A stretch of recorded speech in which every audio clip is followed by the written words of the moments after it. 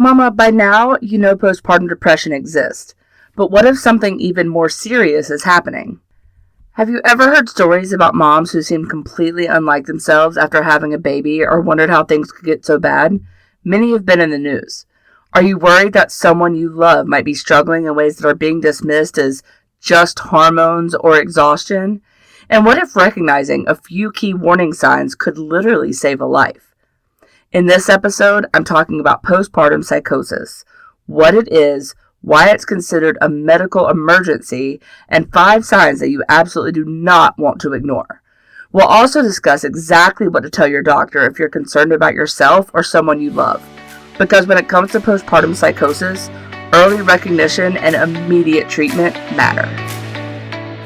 Do you want practical steps to rein in the overwhelm and start feeling like yourself again, but struggle with feeling hopeless, unsupported, and misunderstood? If so, you're in the right place. Hi, I'm Stephanie, wife, mom of 4, and a 2-time acute postpartum depression survivor. I learned the secrets of how to overcome the feeling of drowning and fully thrive as a new mom through life-giving hope and support. If you're ready for validation, encouragement, and those easy practical tips, then take a deep breath in, exhale, and we'll take the first steps together. Here we go. Did you know that I have a free community of mamas just like you? New moms who are struggling to survive, much less thrive, and are looking for hope, encouragement, and validation. We share life together. There's a short weekly devotion. I put up encouraging quotes, and there's just so much more. There are even chances to win free coffee and prizes. So come join us at bit.ly/PPD support group. Put in your email address. I promise, no spam from me ever. Years ago, before I experienced postpartum depression myself, I remember hearing stories in the news about mothers who had done things that seemed completely unimaginable. As a young woman who had never experienced postpartum mental health struggles, I simply couldn't understand it. How could someone change so drastically? How could a mother become so disconnected from reality? And honestly, I think many people ask those same questions today. And then I had Hadley. And while I myself did not experience any postpartum psychosis, I did experience severe postpartum depression and terrifying intrusive thoughts that left me questioning my own mind. Oh man, I would lie awake at night wondering why my brain felt so different. Thoughts that had never crossed my mind before suddenly appeared without warning, and I was petrified. Because even though I knew those thoughts weren't what I wanted to do, they frightened me. And because they frightened me, I kept them hidden. That experience taught me something incredibly important. Postpartum mental health struggles exist on a spectrum. Most moms with postpartum depression or anxiety will never experience postpartum psychosis. In my research and my understanding is that that is one of the most rare postpartum mental health disorders. But because postpartum psychosis is so rare, many families don't recognize the warning signs until the situation has already become an emergency.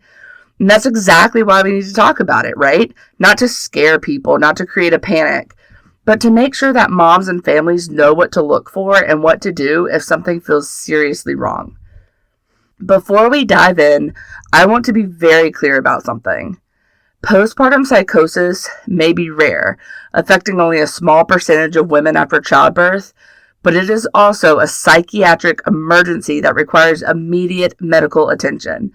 Unlike postpartum depression or anxiety, postpartum psychosis involves a literal break from reality.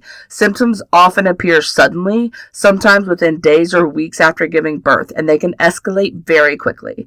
So if you recognize these signs in yourself or someone you love, the goal is not to wait to see if things improve. The goal is to get you or the person you love that you're noticing the symptoms in help immediately. So first, if she seems deeply confused or detached from reality, one of the hallmark signs of postpartum psychosis is confusion that goes far beyond normal sleep deprivation. A mom may seem disoriented or unable to follow conversations or completely unlike herself. She may struggle to tell what is real and what isn't. Family members often describe feeling as though something is very wrong, even though they can't explain exactly why. And this is not simply forgetting where you put your keys or feeling foggy after a sleepless night. This looks more like becoming suddenly confused about where you are. Saying things, words coming out of your mouth that just don't make sense. Appearing detached from reality, or behaving in ways that are dramatically out of character for you. What can help is to trust your instincts. If someone close to you seems profoundly different or disconnected from reality, do not assume she simply needs rest. Call her doctor or her partner or her best friend or her mother and seek emergency medical care immediately. Number 2, if she is seeing, hearing, or believing things that aren't real. Postpartum psychosis can involve hallucinations or delusions. A mother may hear voices or see things that aren't there, or strongly believes ideas that have no basis in reality. These beliefs can feel completely real to the person experiencing them. And because of that, arguing or trying to convince her that she is wrong often doesn't help and could even backfire. So she may believe that her baby's in danger when there's absolutely no threat. That she has special powers or abilities, that people are trying to harm her family, or that she is receiving messages that others cannot hear. Please take these statements seriously. Do not dismiss them as stress or hormones. Stay with the person and seek emergency medical help right away. Number 3, she has gone days without sleeping or seems extremely energetic.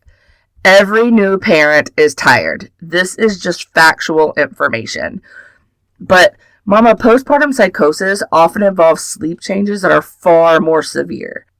Some women go long periods without sleeping at all and still seem unusually energized or agitated, but others become increasingly restless.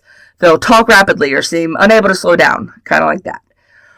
Maybe family members initially admire how much energy she has. Maybe they even joke that she's super mom.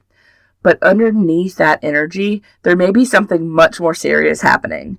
A lack of sleep can intensify symptoms and increase the risk of a crisis. Pay attention if someone has gone an unusually long amount of time without sleep and seems increasingly agitated, euphoric, or disconnected. This is not the time to wait it out. It is the time to involve a doctor immediately. Number 4, her emotions and behavior change suddenly and dramatically. Postpartum psychosis often develops surprisingly quickly. A mom may swing from extreme happiness to intense fear, anger, paranoia, or despair in a very short period of time. Loved ones frequently describe feeling as though the person they know has suddenly disappeared. You may notice severe agitation, intense suspiciousness, extreme mood swings, inability to sit still, or uncharacteristic impulsive behavior. These changes often go far beyond what people expect from postpartum hormones or depression. You can ask yourself, does this feel dramatically different from who she normally is? If the answer is yes, take action. It is always better to overreact than to underestimate symptoms that could become life-threatening. And then number 5, and perhaps most importantly, she talks about hurting herself, hurting the baby, or believes the family would be better off without her. This is the most urgent sign of all. Thoughts of self-harm, suicide, or harming the baby must always be taken seriously. Many families hesitate because they fear embarrassing someone or overreacting, but when safety is involved, immediate action matters.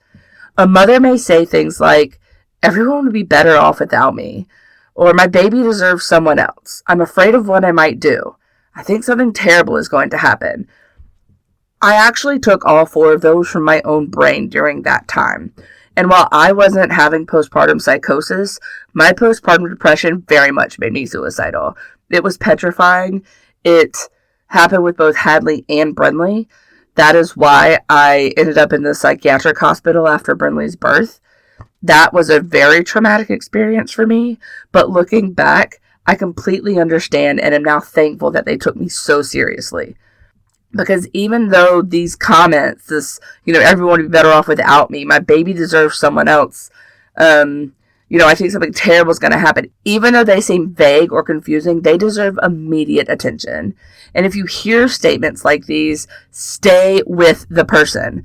remove access to anything that could be used for self-harm, and contact their doctor, call emergency services. In America, that's 911, or go to the nearest emergency room immediately. And I repeat, do not leave her alone. The priority is safety for mommy and baby, not figuring everything out on your own. So what exactly to tell your doctor? If you are worried about yourself or someone you love, be as specific and direct as possible. Do not minimize the symptoms. We so often do that as women, as friends, as partners. So instead of saying she's just emotional or I think she's having a hard time, say she recently had a baby and is experiencing severe mental health symptoms. She has not been sleeping and seems disconnected from reality. She is hearing or seeing things that aren't there. Her behavior has changed dramatically, and I'm concerned for her safety. I am worried that she may have postpartum psychosis. These statements are all direct and to the point, and doctors need the full picture in order to respond quickly. So let's recap. While postpartum psychosis is rare, it is very much a medical emergency. Watch for confusion or detachment from reality, hallucinations or delusions, severe sleep disruption and unusual energy, dramatic personality or mood changes, thoughts of harming oneself or baby, and if you see these signs, seek immediate medical care. If today's episode feels heavy, that's because this topic is heavy, but knowledge saves lives. Recognizing postpartum psychosis, it isn't about creating fear. It's about making sure moms get more help before a crisis develops. And if you're listening to this episode because you're worried about yourself or someone you love, please hear me clearly, Mama. You are not overreacting by asking questions. You are not failing by seeking help. And postpartum psychosis is not a character flaw or a sign that someone is a bad mother. And your baby's not going to get taken away from you. This is a medical condition that requires immediate treatment, and recovery is possible. There is hope, and I am living proof of that. Mama, don't forget to join us in my private Facebook group at bit.ly/PPD support group. If you believe that you or someone you love may be experiencing postpartum psychosis, do not wait. Contact a doctor, go to the nearest emergency room, call 911 or the emergency number in your country, or seek immediate emergency care. If this episode is triggering for you and you feel you need additional help to process your thoughts or feelings, please call or text the Postpartum Support International hotline at 1-800-944-4773 or visit them online at postpartum.net. Together, we've got this. Hi, I hope you enjoyed today's episode of my mom's show. If so, would you take 30 seconds and share it with a mom friend who may be struggling to feel like herself and is in need of some encouragement today? Also, please leave a quick review for the show on Apple Podcasts. It blesses my mom's heart to know this podcast is helping you. Okay, time to go change a diaper and do the school run. I'll meet you back in a few days for another episode. Take care.